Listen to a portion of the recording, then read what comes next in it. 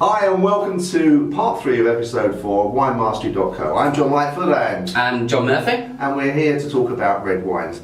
The whole purpose of this series of videos is to help you to get the wine that you really enjoy as the shortest possible time possible. So, John, what we're going to talk about is our third red wine. Well, our third red wine, I've saved kind of most powerful for the last, of course, because I didn't want to ruin your taste buds to begin with. Thank you. So I've gone for this one, which is, I will also mention as well, is one of my particular favourites in the shop. There you go. Thank you very much. We are moving on to Merlot. Oh yes. Now, traditionally, again, Merlots can be very different. All the grapes can be very different. But this in particular one, I think is a very good example of a Merlot. Now, a Merlot can be fairly soft, but this one is one of the full ones. And as you just mentioned there, you can see immediately it's a lot darker, really around the edge. That's almost like port-esque, a little bit tawny around the edge there, but looking good. And this in particular one is a South African Merlot, and this is a really good example because it's very difficult, I was saying, to pull the kind of flavours out of there and find, identify flavours as such one. But this one is a very good example of almost nearly everything I will say you'll be able to pick up immediately on there. And now one of the things you did say earlier, this. Now that is, for me, I would describe that as, number one, the plum is going to be in there again. You're going to have a plumminess there. Right. But there's also an earthiness. Okay. That earthiness in there. Leather. It's like you get a leather which is nearly almost kind of only in your Rioja. Rioja is very leathery and oaky, but this has definitely got that leather and oak in there, which almost leads on like a fresh tobacco-y, tobacco-iness as well. I mean, don't worry if you can't.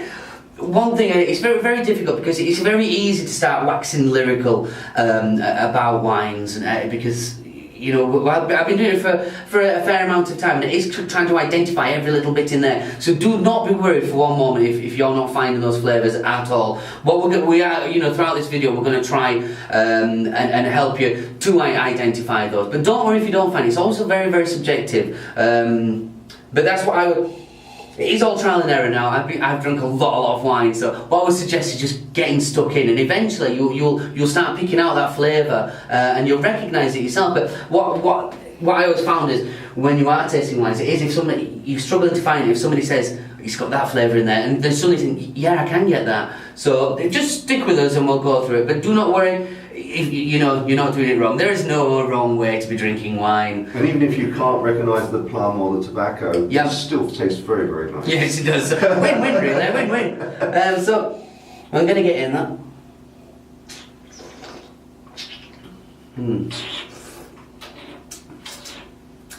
No, the tannins are really powerful in there. Yeah. It's really. Yeah.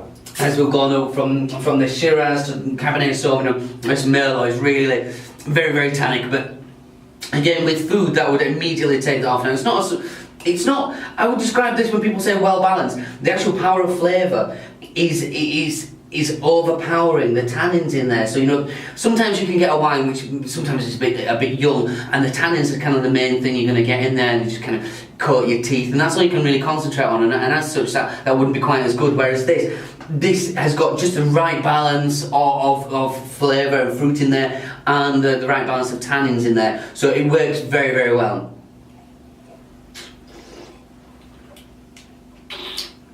And that is exactly what I would expect to taste from there. Again, it's that plumminess in there, and there is definitely an earthiness, and the leather comes through on that for me. No, I can't taste the leather. No? I can taste the plum, but it tastes very nice. Again, it's a lush. I know we've gone up.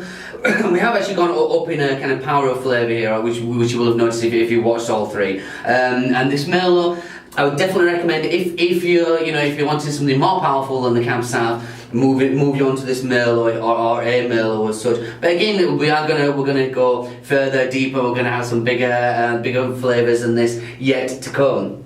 Excellent. What are you thinking of that one after the Cab Sauv? What did you?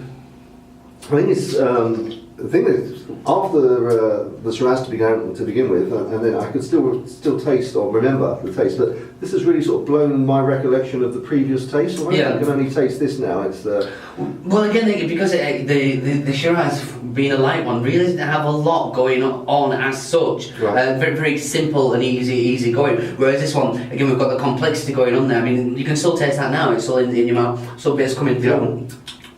Which is nice. Which is how I would describe. People say there's no such thing as a bad wine. Just some are better than others. And I find that this one, I would describe this as a good wine.